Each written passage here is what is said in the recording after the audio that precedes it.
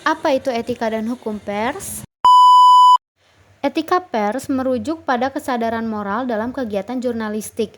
Ini mencakup pengetahuan tentang baik dan buruk, benar dan salah, serta kewajiban-kewajiban yang harus dipatuhi oleh orang-orang yang terlibat dalam kegiatan pers.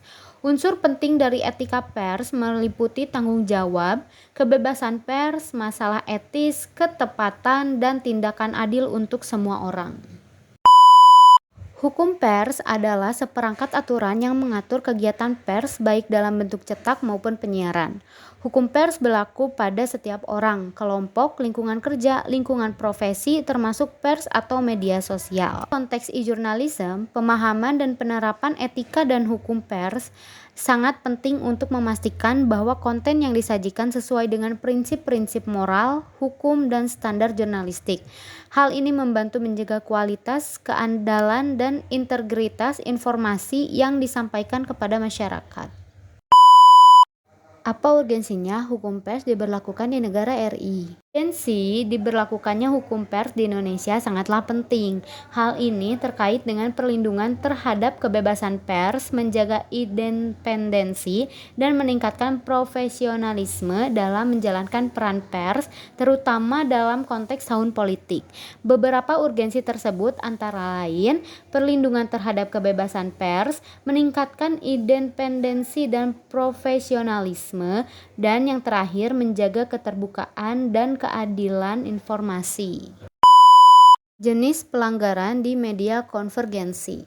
Media konvergensi mengacu pada penggabungan media tradisional dan digital seperti televisi, radio, dan internet. Dalam konteks media konvergensi, terdapat beberapa jenis pelanggaran yang dapat terjadi, antara lain pelanggaran etika media sosial, pelanggaran hak cipta, pelanggaran kode etik jurnalistik, dan pelanggaran hukum. Di media internet terdapat beberapa jenis pelanggaran dan kejahatan yang dapat terjadi seperti penipuan phishing untuk memancing para korban agar memberikan identitas dan informasi pribadi. Kedua, peretasan merupakan upaya penyusup kepada sistem komputer tanpa izin untuk membobol sistem, mencuri data pribadi dan data keuangan. Yang ketiga ada cyber stalking, merupakan penggunaan internet dan teknologi lainnya untuk menguntit atau meneror korban. Penguntit biasanya akan melakukan sesuatu secara berulang-ulang.